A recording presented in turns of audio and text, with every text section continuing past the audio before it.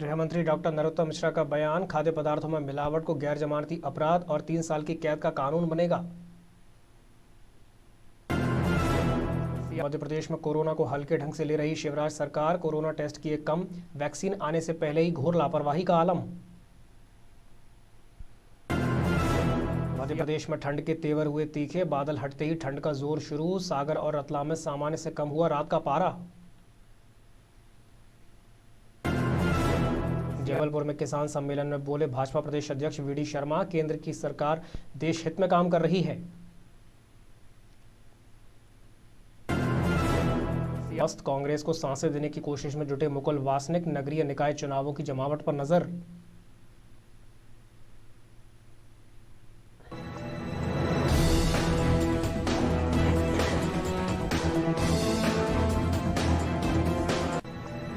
नमस्कार, news observer में आपका स्वागत है। मैं हूं दिव्यांशु जोशी। अब खबरें विस्तार से।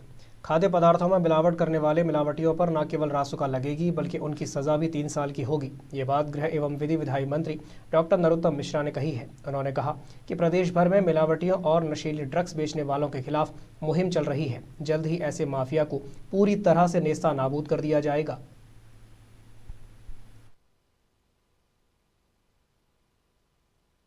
हमने अभियान प्रारंभ किया था, अब हम इसे संज्ञेय अपराध बनाने पर विचार कर रहे हैं। एक संशोधन करके लाने के बारे में विचार चल रहा है, जिसमें 3 वर्ष से अधिक की सज़ा का प्रावधान इसके अंदर किया जाएगा। अभी हमने मिलावटी 26,000 से अधिक दूध पकड़ चुके हैं, 100 किलो से अधिक पाउडर पकड़ चुके हैं, 4,000 किलो से ज़्यादा मावा मिलावटी पकड़ में आया है। और पूरी तरह से मिलावट पर कसावट में मध्य प्रदेश के अंदर ऐसे लोगों को नहीं रहने देंगे।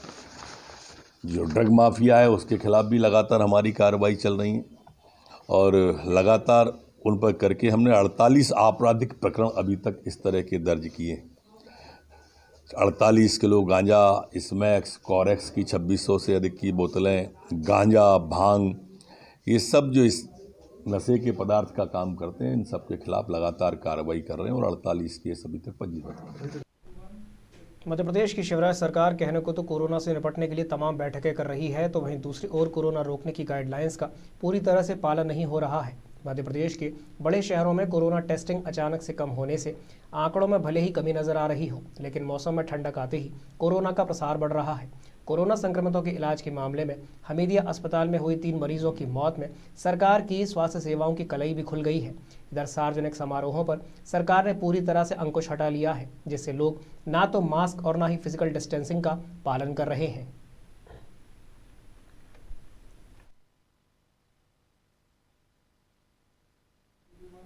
अरब सागर से आने वाली नमी में कमी होते हुए प्रदेश भर में बादल हटने लगे हैं और ठंड के तेवर तीखे होने लगे हैं। यही कारण रहा कि भोपाल समेत प्रदेश भर में रात के तापमान में गिरावट दर्ज की गई। कुछ इलाकों में तापमान सामान्य से 4 डिग्री तक कम हो गया। सागर और रतलाम में रात का पारा सामान्य से नीचे चला गया है। हालांकि पचमढ़ी में दिन और रात के तापमान में उछाल दर्ज किया गया है। यहाँ रात का न्यूनतम तापमान 8 डिग्री सबसे कम रहा। सागर में 11.2 डिग्री सेल्सियस और रतलाम में 10.4 डिग्री सेल्सियस तक आ गया। मौसम वैज्ञानिक पी.के. साहा ने बताया कि अब तक 2 दिन तापमान में और गिरावट दर्ज की जाएगी। उसके बाद तापमान में उतार चढ़ाव रहेगा।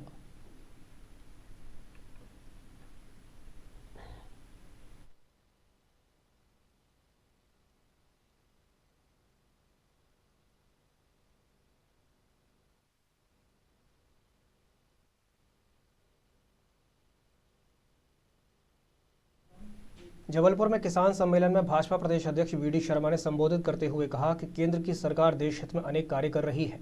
इसके पहले की सरकारों ने 55 वर्ष तक कृषि के क्षेत्र पर ध्यान नहीं दिया। इस क्षेत्र में पूंजी निवेश की आवश्यकता थी, किंतु तत्कालीन सरकारों ने केवल औद्योगिक विकास पर ज्यादा जोर दिया। इस कारण कृषि क्षेत्र में किसानों की अपेक्षित प्रगति नहीं हो सकी। इस कानून से आने वाले समय में किसानों को लाभ होगा।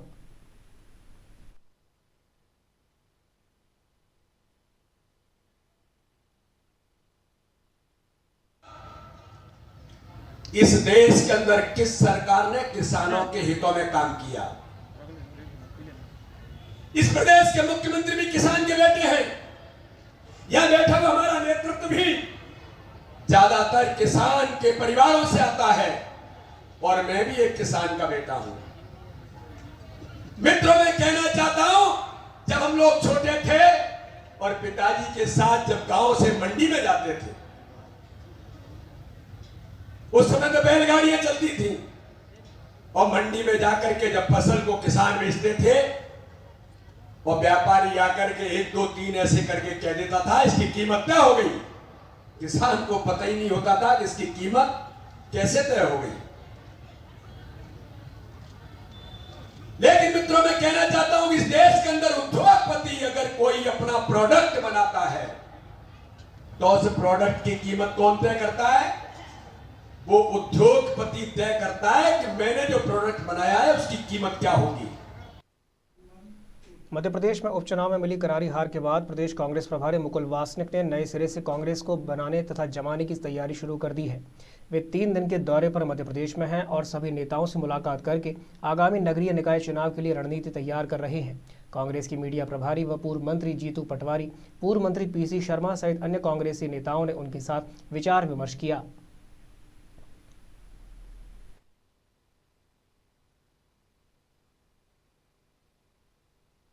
देखिए, मैं आज यहाँ पर भोपाल हूँ। कल हम सागर जाएंगे, फिर जबलपुर और फिर रीवा। यहाँ पर कांग्रेस के तमाम हमारे जो वरिष्ठ नेता हैं, जिला कांग्रेस कमेटी के हमारे साथी हैं, अग्रिम संगठन के हमारे साथी हैं, उन तमाम साथियों से आज संगठन की क्या स्थिति है, वहाँ पर स्थानीय हमारे सामने कौन सी चुनौतियाँ हैं, किस तरह से हम स्थानीय निकाय के चुनाव की तैयारी में लगे हैं, ये तमाम चीज़ों को लेकर हम राय मशवरा करेंगे और फिर इसी सिलसिले में और आगे में दूसरे संभागों में मेरा जाने का कार्यक्रम रहेगा। क्या विधायकों को इस्तेमाल किया जाएगा, चुनाव लड़ाए जा सकते हैं? देखिए, अब प्रदेश कांग्रेस कमेटी तमाम नेताओं के साथ, जिला कांग्रेस कमेटी के साथियों के साथ चर्चा करने के बाद में फिर कैसे फैसले लेने हैं चुनाव के संदर्भ में, उसके बारे में अंतिम फैसला करेंगे।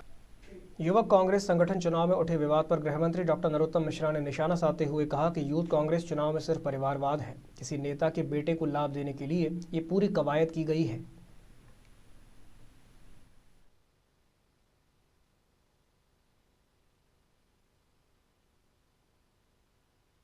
चिरंजीव को लाभ देने के लिए ये सब दूसरा अभियान प्रारंभ हुआ है, क्योंकि ऊपर से नीचे तक गंगा जब गंगोत्री पे पवित्र हो जाएगी तो नीचे प्रयागराज पे, इलाहाबाद पे पवित्र की कौन सोचेगा। और कांग्रेस में तो गंगोत्री पे ही, मतलब ऊपर ही से परिवारवाद है, तो नीचे तक वही सिलसिला चलना। कृषि सुधार कानून को लेकर मंत्रियों को गृह जिले में पत्रकार वार्ता करने पर गृहमंत्री डॉक्टर नरोत्तम मिश्रा ने कहा कि एमपी का किसान समझदार है। किसान जानते हैं कि ये कानून उनके हित में है, उन्हें हमारी समझाइश की आवश्यकता नहीं है।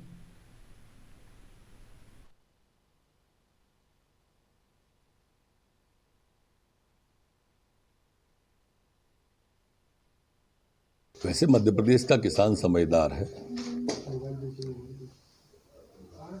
हमारी समझाइश की उसे आवश्यकता नहीं है। वो खुद ही इस भ्रम और झूठ से दूर है। वो जानता है कि भारतीय जनता पार्टी सदैव किसान के हित में ही निर्णय करती है, और मध्य प्रदेश में तो किसान का बेटा मुख्यमंत्री है। जितनी योजनाएं मध्य प्रदेश में किसान हितैषी हमारी सरकार ने लागू की हैं, हिंदुस्तान में कहीं नहीं हो पाई। जहाँ तक सवाल सम्मेलन का है, तो कल आपने देखा होगा लाखों किसान आए, मुख्यमंत्री जी ने स्पष्ट हाथ उठा के पूछा, सभी ने सहमति दी इस बिल के लिए।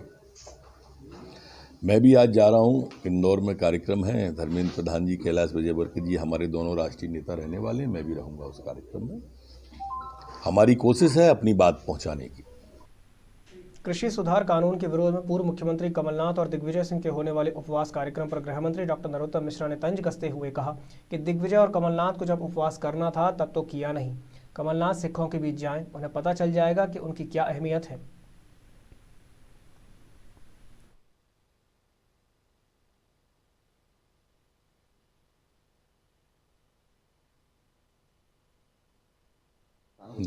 जब करना था तब किया नहीं, अब उपवास की याद आ रही है। जाए ना कमलनाथ जी सिखों के बीच में, उनको ज्ञान आ जाएगा उसके बाद में कि कांग्रेस के बारे में और इनके बारे में क्या सोचती है किसान। अब ज़्यादा दिन तक मामला चलने वाला नहीं है, आराम का वक्त है, आराम करें। पूर्व मंत्री पीसी शर्मा ने भाजपा पर निशाना साधते हुए कहा कि बीजेपी 3 विधेयक की आड़ में जिसमें लाखों किसान दिल्ली के बॉर्डर पर बैठे हुए हैं और 11 किसानों की जान चली गई है, उसे बीजेपी के नेता सही बता रहे हैं। प्रदेश में किसानों की जान जा रही है। ये लोग निजी मंडी बनाकर अंबानी और अडानी को फायदा पहुंचाना चाहते हैं।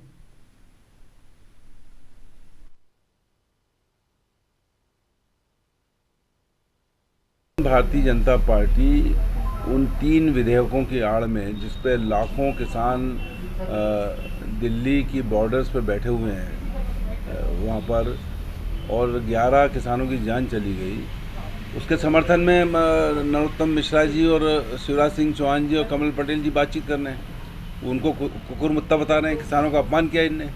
ये 15,000 किसानों की जान उस समय गई जब इनकी 15 साल सरकार थी, और अभी 2 किसानों की जान दमोह के तेंदुखेड़ा में जा चुकी है।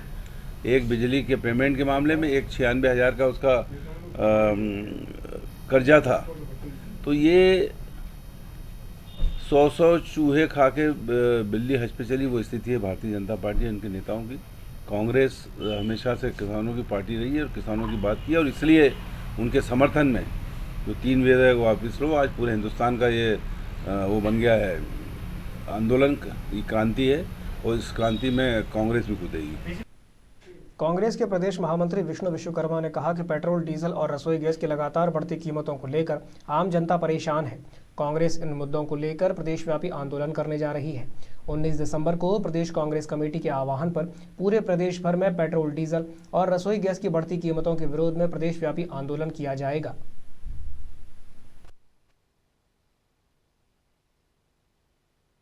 देखिए, आने वाली 19 दिसंबर को प्रदेश से एक सर्कुलर जारी हुआ है कि 19 दिसंबर को प्रत्येक जिले में, मध्य प्रदेश के सभी जिले में बूथ स्तर पर एक बड़ा आंदोलन किया जाएगा, जिसमें डीजल, पेट्रोल और गैस के जो दाम अभी कल जो बढ़ाए हैं उसके ऊपर एक बड़ा आंदोलन किया जाएगा, जिससे कि आम आदमी को जो भुगतना पड़ रहा है, आम आदमी के साथ जो छल कपट करके जो सरकार कर रही है, उसका मुंह तोड़ जवाब देने के लिए बड़ा आंदोलन किया जाएगा। और वो आंदोलन तब तक जारी रहेगा जब तक कि डीजल, पेट्रोल की जो बढ़ोतरी है, जो टैक्स मध्य प्रदेश सरकार द्वारा लगाया जा रहा है, डीजल की कीमत कम है लेकिन टैक्स उससे ज़्यादा है, तो उस टैक्स को अगर जब तक कम नहीं किया जाता तब तक ये आंदोलन जारी रहेगा।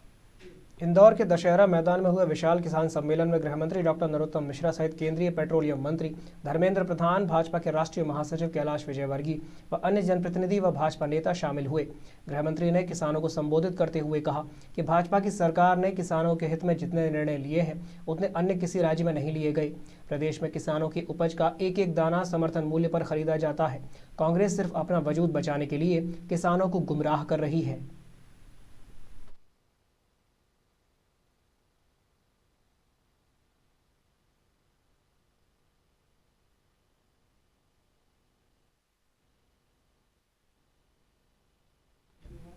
नए कृषि कानून के समर्थन में ग्वालियर में किसान सम्मेलन आयोजित किया गया। इस सम्मेलन में जहां खुद कृषि मंत्री नरेंद्र सिंह तोमर और राज्यसभा सांसद ज्योतिरादित्य सिंधिया उपस्थित थे, तो वहीं हजारों की संख्या में आए किसानों ने किसान कानूनों के प्रति अपनी आस्था का संदेश भी दिया।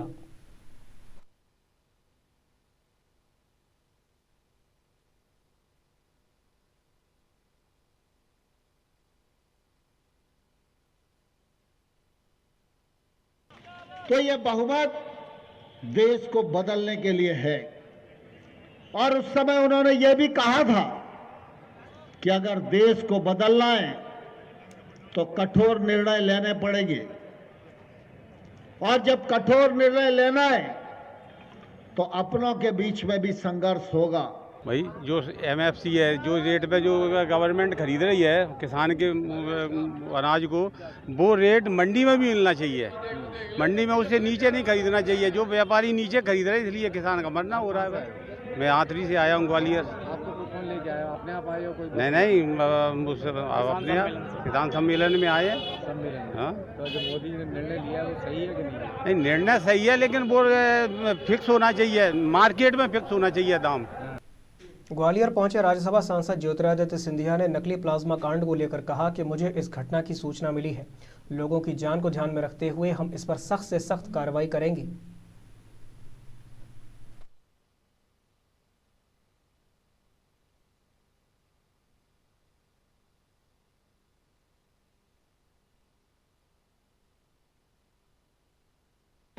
मुझे इसकी सूचना है, सख्त की सख्त कार्रवाई होगी।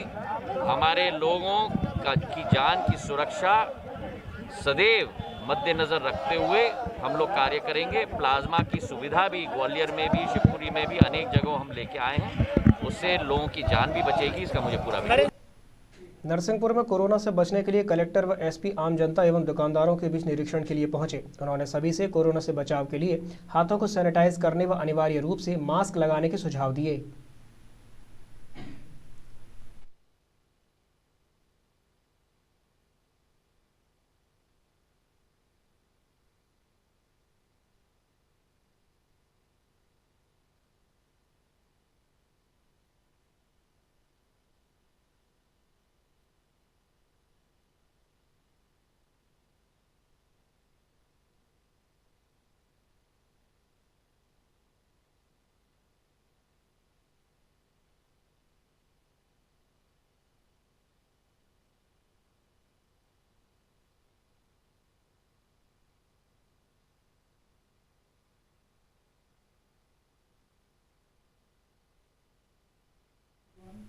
वेक्टर जनित कार्यक्रम के अंतर्गत फाइलेरिया या हाथीपांव बीमारी से बचाव हेतु 27, 28 एवं 29 दिसंबर को राष्ट्रीय फाइलेरिया दिवस का आयोजन किया जाना है। इसके अंतर्गत घर घर जाकर स्वास्थ्य कार्यकर्ताओं के माध्यम से DEC एवं एल्बेंडाजोल गोली का सामूहिक सेवन कराया जाएगा। इसके सफल क्रियान्वयन हेतु 1 दिवसीय मीडिया कार्यशाला का आयोजन महिला स्वास्थ्य कार्यकर्ता प्रशिक्षण केंद्र अस्पताल परिसर टीकमगढ़ में किया गया। इस अवसर पर इलेक्ट्रॉनिक एवं प्रिंट मीडिया के पत्रकार मौजूद रहे।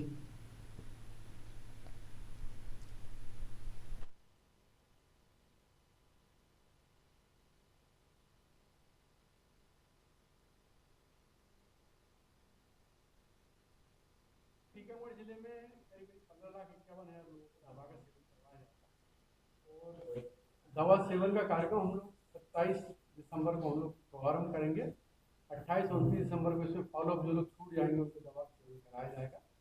इसके लिए करीब करीब 5,000 से अधिक वॉलंटियर्स हमने नियुक्त किए गए हैं और 517 के आसपास हम सुपरवाइजर रखे हुए हैं और कार्य योजना अच्छी हो, कार्यक्रम का क्रियान्वयन अच्छा हो, इसके लिए WHO से दवाइयाँ हमको प्राप्त हो चुकी हैं। दवाइयाँ जिला मुख्यालय से ब्लॉक मुख्यालय तक चली गई हैं और ब्लॉक मुख्यालय से वॉलंटियर्स तक इनको भेजी जा रही है। उनके लिए जो भी आवश्यक प्रपत्र वगैरह है वो भी उनको दे दिए गए हैं। इसके पर्यवेक्षण के लिए जिला मलेरिया अधिकारी ग्वालियर और दतिया कोतवाली थाना क्षेत्र के पंचशील नगर कॉलोनी में अपनी दुकान बंद कर आ रहे इलेक्ट्रॉनिक व्यवसायी अमर बजाज को 3 अज्ञात हथियारबंद बदमाशों ने हथियार के दम पर लूट लिया। इलेक्ट्रॉनिक व्यवसायी अमर बजाज अपनी दुकान बंद करके अपने घर जा रहे थे, तभी रास्ते में FCI गोदाम के पास रेकी कर बदमाश बाइक के सामने आ गए और रुपयों से भरा बैग छीन के फरार हो गए। बताया जा रहा है कि बैग में लगभग 50,000 की नकदी थी। पुलिस ने पीड़ित की शिकायत पर 3 अज्ञात बाइक सवार लुटेरों के खिलाफ मामला पंजीबद्ध कर कार्रवाई शुरू कर दी है, लेकिन अभी तक लुटेरों का कोई सुराग नहीं मिला है। आपको बता दें कि जहां लूट हुई है वो एक रिहायशी इलाका है। एक ही स्थान पर 2 माह में यह लूट की तीसरी वारदात है, इसलिए लूट की इन घटनाओं से पुलिस और सुरक्षा व्यवस्था पर सवालिया निशान उठ रहे हैं।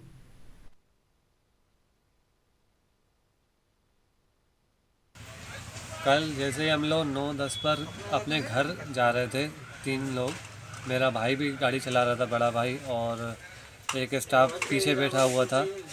हम लोग जैसे तेगलिए के मार्ग पर जा रहे थे, वर्कर है दुकान का, उसको वहाँ पर हमने छोड़ा, वर्कर को, स्टाफ को वहाँ पर छोड़ते हुए अपने घर जा रहे थे। पीताम्बरा निकलते हुए फिर हम लोग अनामा आश्रम होते हुए ज्योति नगर सिंधी कॉलोनी की में हमारा घर है, वहाँ जा रहे थे। हम लोग वहाँ जा रहे थे, अज्ञात बदमाश थे हमारे पीछे लगे हुए थे। अंधेरे में उन्होंने हमारे साथ लूट की। बैग उन्होंने चुराए। बैग में हमारी दुकानी चाबियाँ, 30-40 हज़ार नकदी और एक ब्लैंक चेक था और दुकानी चाबियाँ थी, और वहाँ से उन्होंने बैग चुराकर वो लोग भागे। ये कल रात 9:30 बजे की घटना है। दतिया के अमर बजाज हैं, जिनकी पटवा तिराहे पे रतन सर्राफ की दुकान के सामने इलेक्ट्रिक अप्लायंस की दुकान है। वो रात को 9:30 बजे अपने भाई विक्की बजाज के साथ दुकान बंद करके अपने बैग में करीब 30-40 हज़ार रुपये नकद लेकर के निकले थे, और जब वो FCI गोदाम के पास पहुँचे तो पीछे से 3 मोटरसाइकिल सवारों ने आकर के उनसे जो है बैग उनसे ले लिया। जिस पर से जो है यहाँ अपराध पंजीबद्ध कर लिया गया है। राजगढ़ के खुजनेर आगमन पर कांग्रेस विधायक बापू सिंह तंवर ने रेलवे के संबंध में कहा कि राजस्थान में काम पूर्ण हो चुका है, मध्य प्रदेश की सीमा में काम की गति मंद है। विधायक ने कहा कि रामगंज मंडी भोपाल रेलवे लाइन में खिलचीपुर, जीरापुर, राजगढ़, ब्यावरा, नरसिंहगढ़, सिंगर गांव में भू अधिग्रहण होना है और ये काम बेहद धीमी गति से हो रहा है। विधायक ने बताया कि इस विषय में उनकी मुख्यमंत्री शिवराज सिंह चौहान से चर्चा हो चुकी है। रेलवे से संबंधित अधिकारियों से भी बात हुई है और इस काम को लेकर वे समय समय पर शासन प्रशासन को अवगत कराते रहते हैं।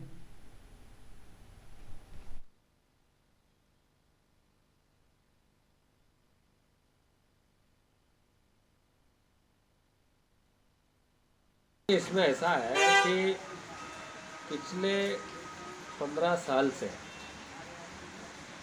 ये जब रेलवे लाइन स्वीकृत हुई थी उस समय से इसमें सबसे ज़्यादा देरी तो भू अर्जन में हो रही है। रेलवे लाइन का काम इसलिए सही से गति नहीं पकड़ पा रहा। जैसा कि आप बता रहे हैं कि राजस्थान के राज्य में तो सीमा तक काम हो गया, तो मैंने भी देखा कि मैं राजस्थान सीमा में और राजस्थान की जो सरकार है उसने समय पर भू अर्जन किया और आवंटन करके रेल विभाग को वो भूमि उनको उपलब्ध करा दी और रेलवे ने टेंडर करके रेलवे का काम शुरू किया और आज हमारी मध्य प्रदेश की सीमा तक लगभग उनका काम पूर्ण होने के ऊपर है। सर यहाँ से होने जा रहा है, लेकिन मध्य प्रदेश की जैसे ही सीमा लगती है वैसे ही खिलचीपुर, राजगढ़, ब्यावरा, नरसिंहगढ़ जो हमारी 4 तहसील पड़ती, चारों तहसील में अभी तक भूमि को लेकर कई विवाद चल रहे हैं। कहीं भू अर्जन हुआ है, कहीं भू अर्जन नहीं हुआ है, इसलिए यहाँ पर देरी हो रही है और इस पे सरकार को निश्चित रूप से जल्दी करना चाहिए। सागर में नए कृषि कानूनों से किसानों के समर्थन में संभागीय किसान सम्मेलन का आयोजन किया गया। सम्मेलन में केंद्रीय राज्य मंत्री प्रहलाद पटेल, मंत्री गोपाल भार्गव, मंत्री भूपेंद्र सिंह, विधायक शैलेंद्र जैन, प्रदीप लारिया, प्रद्युमन सिंह लोधी, हरिशंकर खटीक आदि ने किसानों को संबोधित किया।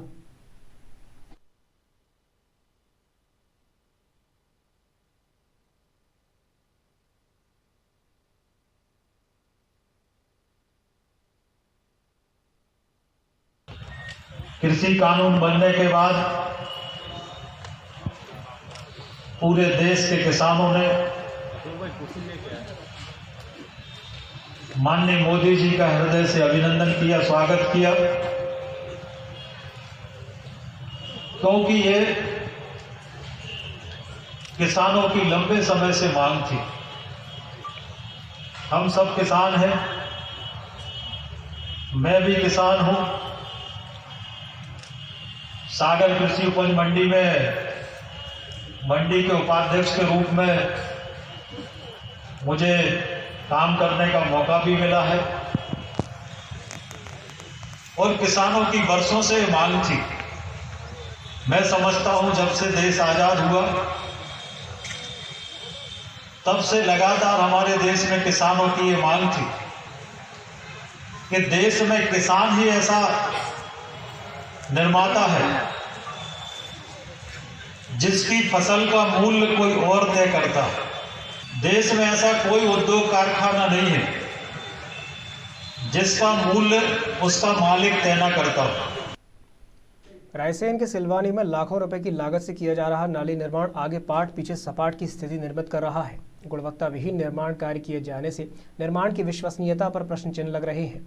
नगर में आमापानी कॉलोनी से बजरंग चौराहे तक 4 लेन सड़क निर्माण के तहत दोनों तरफ नाली का निर्माण कार्य कराया जा रहा है, लेकिन निर्माण कार्य में निर्माण एजेंसी के द्वारा निर्माण के तय मापदंड का उपयोग नहीं किया जा रहा है। किए गए गुणवत्ता विहीन निर्माण के चलते चंद महीनों में ही नाली क्षतिग्रस्त होने लगी है। नाली निर्माण के दौरान एजेंसी के द्वारा ना तो तय सामग्री का उपयोग किया गया और न ही गुणवत्ता के मापदंड अपनाए गए। नाली के ऊपर डाला गया फर्श अभी से ही जीर्ण शीर्ण होने लगा है। हालांकि लोगों की शिकायत पर अफसरों के द्वारा निर्माण कार्य का निरीक्षण भी किया गया, लेकिन स्थिति जस की तस बनी हुई है। लोगों का कहना है कि एमपीआरडीसी के अधिकारी गुणवत्ता विहीन निर्माण कर रही निर्माण एजेंसी को संरक्षण प्रदान कर रहे हैं।